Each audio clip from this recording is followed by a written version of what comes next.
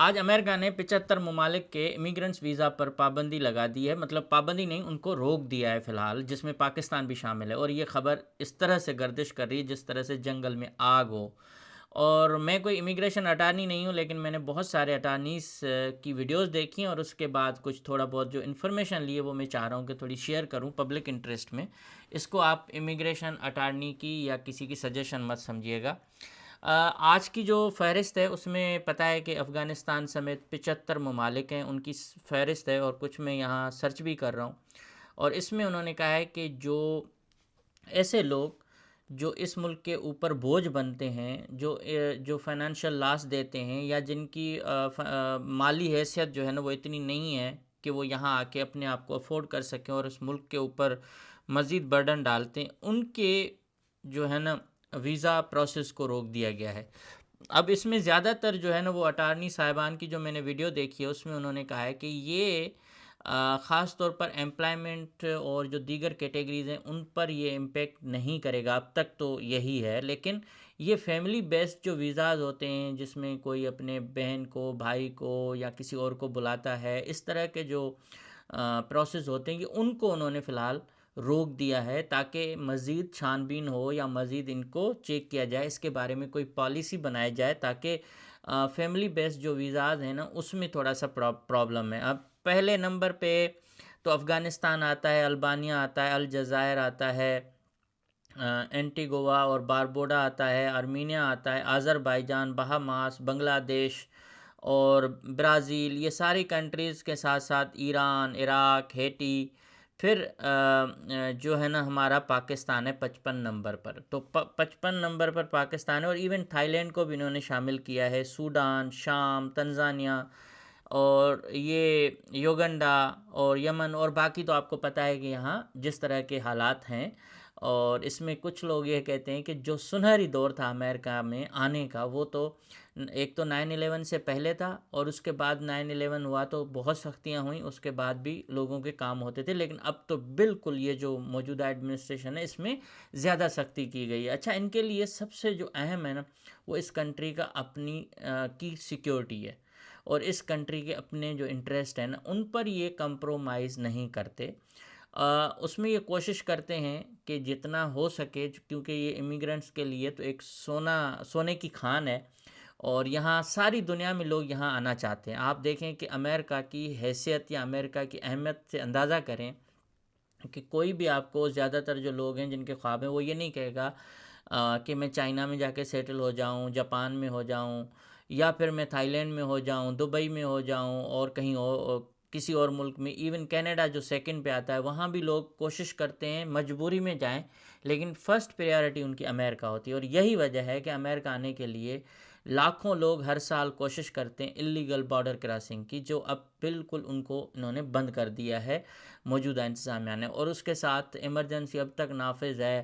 بہت سارے لوگ ڈیپورٹ ہو چکے ہیں، اور تقریباً 25 لاکھ کے قریب یہ کہہ رہے ہیں کہ اب تک ہم نے ان کو ڈیپورٹ کر دیا ہے۔ اور امیگریشن کی کاروائیاں آپ دیکھ رہے ہیں کس بے رحمی کے ساتھ چل رہی ہیں۔ مثال کے طور پر جو منیسوٹا ہے، وہاں جس طرح کی ویڈیوز ڈیلی آتی ہیں، یہ مطلب بہت زیادہ سخت ایکشن ہو رہے ہیں۔ اب اس میں جو کچھ خبریں ہیں یا کچھ ایسی چیزیں جو ہم دیکھتے ہیں اور یہ تشویشناک بھی ہیں، وہ یہ ہیں کہ پاور تو دے دیے ہیں لیکن ان چیک پاور کی طرح ہے۔ مثال کے طور پر جو لوگ لیگلی انٹر ہوئے ہیں، پورٹ آف انٹری سے ہوئے ہیں، ان کے اوپر بھی سختی ہو جاتی ہے، مطلب وہ بھی لوگ پکڑے جاتے ہیں جو ویزا لے کے پورٹ آف انٹری سے آئیں اور یہاں کے قانون کے مطابق انہوں نے خود کو پھر اس سسٹم میں چلایا ہے، مطلب اسٹیٹس میں بھی رہے ہیں۔ یہ چیزیں سمجھنے کی ہوتی ہیں۔ اب میری جیسے کچھ اٹارنی صاحبان ہیں، جیسے کامران صاحب ہیں، دیگر، ان سے جب بات ہوتی ہے تو وہ یہ کہتے ہیں کہ بھائی لیگل اور اللیگل کا فرق یہ ہے کہ مطلب آپ بغیر ویزا کے ڈنکی لگا کے پھر آپ میکسیکو سے یا کسی اور جگہ سے انٹر ہو جائیں، یہ ہوتا ہے اللیگل، جس کا کوئی ریکارڈ نہیں ہوتا، اور یہ چیزیں ہوتی ہیں۔ دوسرا اللیگل ہوتا ہے کہ یہاں ویزا پہ آئیں اور آپ اوور اسٹے ہو جائیں، اور آپ نے کوئی بھی اور پروسیس اسٹارٹ نہیں کیا، جو آپ کا ایک پل ہوتی ہے نا، برج ہوتی ہے، وہ آپ نے بنائی نہیں اس سسٹم کے ساتھ اور آپ رہ گئے، اور پھر اچانک آپ کے اوپر مسئلہ ہوگا۔ پھر تیسری چیز یہ ہے کہ آپ انٹر تو ہو گئے، آپ نے اپنے لیگل پروسیس کو بھی کنٹینیو کیا اور آپ یہاں لیگلی رہ رہے ہو، جیسے بھی کسی بھی اسٹیٹس میں لیگلی رہ رہے ہو۔ اب اس میں کیا ہوتا ہے کہ آپ کو یہاں اجازت جو ملتی ہے رہنے کی وہ ایک مشروط ہوتی ہے.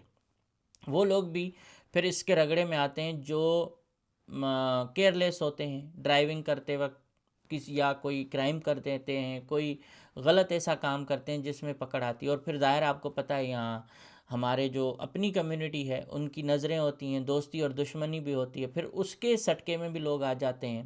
کسی کے لیے کچھ بول دینا، کسی کے لیے کچھ کر دینا، مطلب یہ مصیبتیں پھر پھیل جاتی ہیں. ورنہ ظاہر ہے یہاں اگر آپ پیسفلی رہ رہے ہو، آپ کا ریکارڈ ٹھیک ہے، آپ کوئی کرمنل ایکٹیویٹیز میں نہیں ہو، آپ نے ٹریفک رولز کی پاسداری کی ہے، کوئی آپ کو روکتا نہیں ہے، لیکن آپ دیکھیں اس کے باوجود بھی اچانک اگر کہیں اسٹاپ ہو جاتا ہے ٹریفک کو، یا ٹریفک اسٹاپ ہوتا ہے یا پھر کوئی اور چیز ہوتی ہے، تو اس میں اگر وہ دیکھتے ہیں کہ یہ کسی بھی چھوٹی سی چیز میں بھی ہے، مثال کے طور پہ ٹریفک میں بھی چالان آپ کا ہے یا وائلیشن کوئی ہوئی ہے، تو اس میں بھی پرابلم ہو جاتی ہے.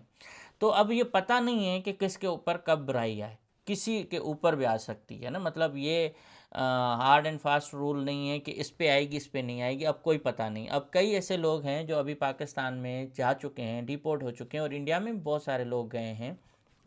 انہوں نے یہ بتایا کہ وہ بارڈر ایریا کے قریب گئے تھے اور وہاں سے ان کو پکڑا گیا اور ڈیپورٹ کر دیا گیا، جبکہ ان کے کیسز بھی شاید تھے، پینڈنگ میں تھے یا پروسیس بھی تھے، اس طرح کی چیزیں ہوئی ہیں. اب میں ان کے بارے میں مزید نہیں بول سکتا اور مجھے اس کا پتہ نہیں ہے، لیکن یہ ملک ظاہر ہے جس کو حق ہے، ابھی کوئی بھی بیٹھا ہوا ہے اور پروسیس کر رہا ہے تو اس کا لیگل رائٹ ہے. لیکن اس کے باوجود بھی اگر برائی ہے یا کوئی ایسی چیز ہے تو ہو سکتی ہے.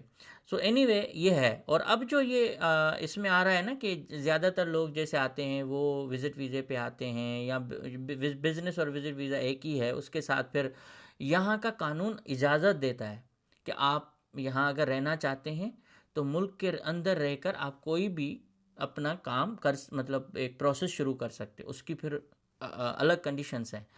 اس میں آپ اگر نیٹ اینڈ کلین ہیں اور آپ نے صحیح طریقے سے ساری چیزیں کی تو کوئی مسئلہ نہیں ہونا چاہیے. لیکن نصیب کی بات بھی ہے، کچھ لوگ ایسے ہیں جن کے نصیب اچھے ہیں، کچھ لوگ ایسے ہیں جن کے نصیب برے ہیں.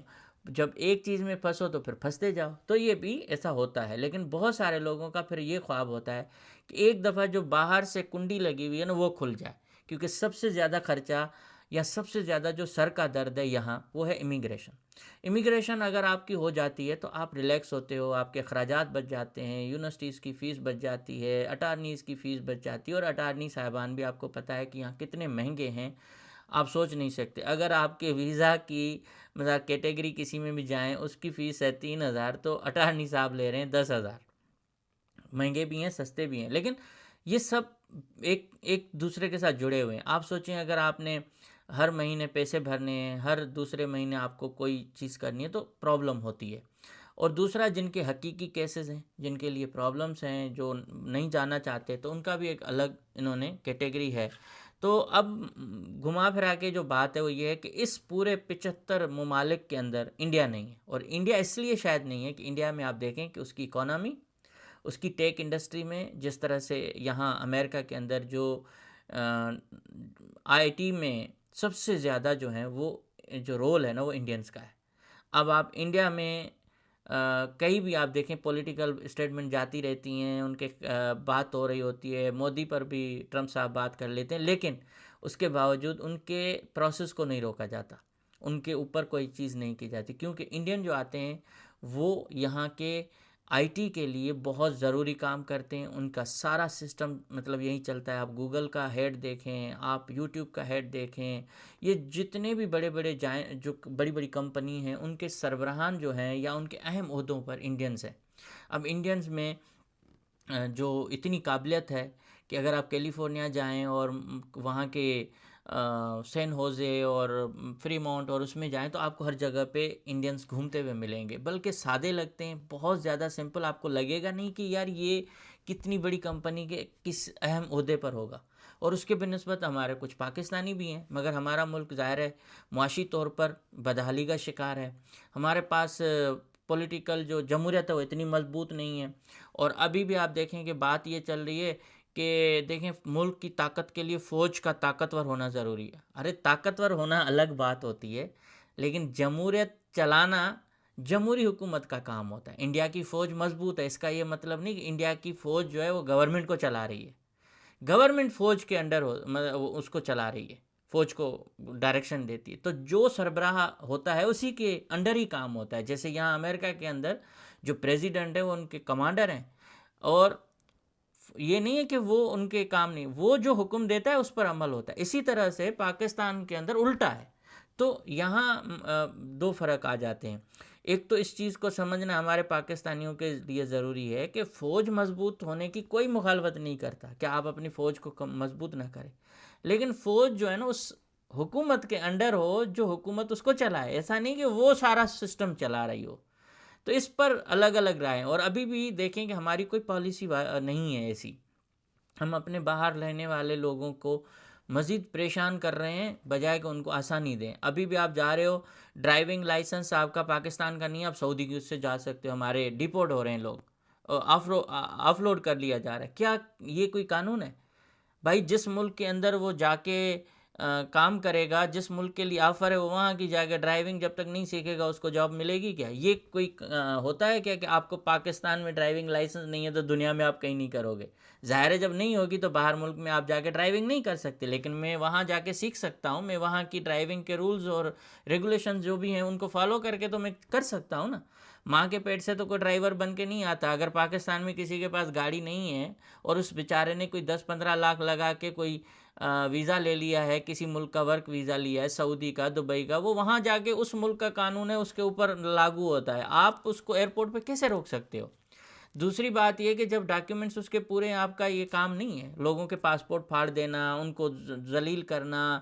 اسلام آباد ایئرپورٹ سے تصویریں آ رہی ہیں، کراچی ایئرپورٹ سے آ رہی ہیں. یہ ایف آئی اے کا کام نہیں ہے. ایف آئی اے کا کام کیا ہے؟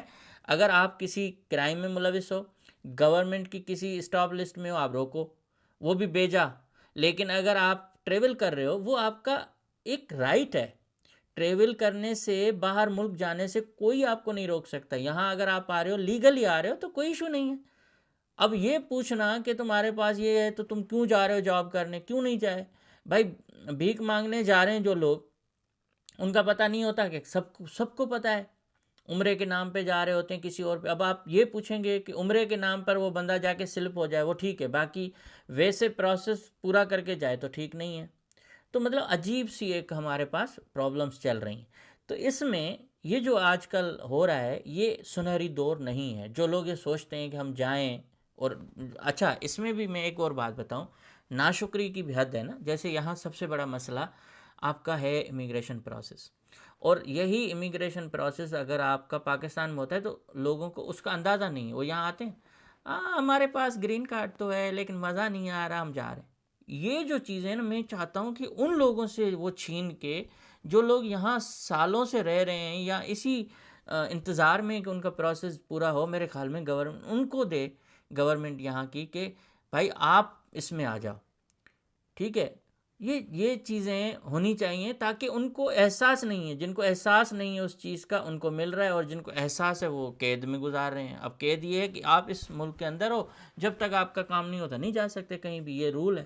اب اگر اس کو آسان کر دیا جاتا تو اور بھی بہت زیادہ لوگ آ جاتے. تو انہوں نے اس پر زیادہ مشکلات لگائی ہے کہ برسوں کا انتظار، برسوں تک دیکھنا، برسوں تک ان چیزوں کو بھانپنا، جانچنا، اس کے بعد جا کے ڈیسائیڈ کرتے ہیں. تو یہ معاملہ ہے. اب جو امیگریشن کے اٹارنی یہ کہہ رہے ہیں کہ فیملی بیسڈ جو ویزا ہیں وہ ہوتے ہیں پبلک چارج میں آتے ہیں. مثال کے طور پر گورنمنٹ کے اخراجات پر بوجھ بڑھنا، گورنمنٹ پہ بوجھ بڑھنا، اس لیے ان چیزوں کو فی الحال روکا گیا ہے. اور اس کے لیے کوئی پالیسی بنے گی، اس کے بعد جا کے پتہ چلے گا آگے چل کے، لیکن اب تک کوئی واضح نہیں ہے. اور دوسری بات یہ ہے کہ کچھ بھی ہو سکتا ہے، اب یہ آگے اور بھی چیزیں ہو سکتی ہیں. تو یہاں پچھلے دنوں میں کچھ امیگریشن کا پروسیس آگے بڑھا تھا. مثال کے طور پہ جو جن کی جابس امپلائمنٹ بیسڈ ویزا تھے یا کچھ اور کیٹیگری تھے، وہ پہلے ایک ہی مہینے میں رکے ہوئے تھے، جولائی تک. اب وہ آگے بڑھ گئی ہیں. تو اب اٹارنیز ظاہر ہے جو گائیڈ لائن دیں گے اسی پہ ہوگا. مگر پھر بھی بری خبر ضرور ہے. مگر جو لوگ یہاں رہتے ہیں یا انتظار میں ہیں کہ ان کے لیے رستہ کھلے گا اور لیگل اس سسٹم میں آ جائیں گے، اللہ کرے ان کے لیے ہو اور پوری دنیا کے لیے ہو. کیونکہ لوگوں کے خواب جڑے ہوئے ہیں، اور کرتا ایک شخص ہے، بھرتے سارے لوگ ہیں. شک ایک لوگ پہ ایک بندے کی وجہ سے دیکھیں کتنے سارے ملکوں کے اوپر پابندی ہو گئی، اور یہ ساری چیزیں ہوتی ہیں، لیکن یہ ایک بہت مشکل ٹائم ہے جو گزر رہا ہے امیگرینٹس کے اوپر، اور اس میں بھی ایک بہتری بھی ہو سکتی ہے اللہ کی طرف سے کہ چھانٹی ہو جائے گی، چھان بین ہوگی اور بہت ساری چیزیں کلیئر ہوں گی تو شاید بہتر ہو جائے۔ تو بہرحال یہ ہے معاملہ، اور اب دیکھتے ہیں آگے کیا ہوتا ہے۔ یہ ایک نیوز تھی تو میں نے سوچا آپ تک پہنچاؤں، کیونکہ میں نے ویڈیوز دیکھی ہیں اٹارنیز کی، انہوں نے کہا ہے کہ فی الحال یہ صرف ایک اسپیسیفک معاملے پہ ہو سکتا ہے، لیکن 2 3 دن 4 دن کے بعد پتہ چلے گا، اور یہ اس کا اطلاق ہوگا 21 جنوری 2026 سے۔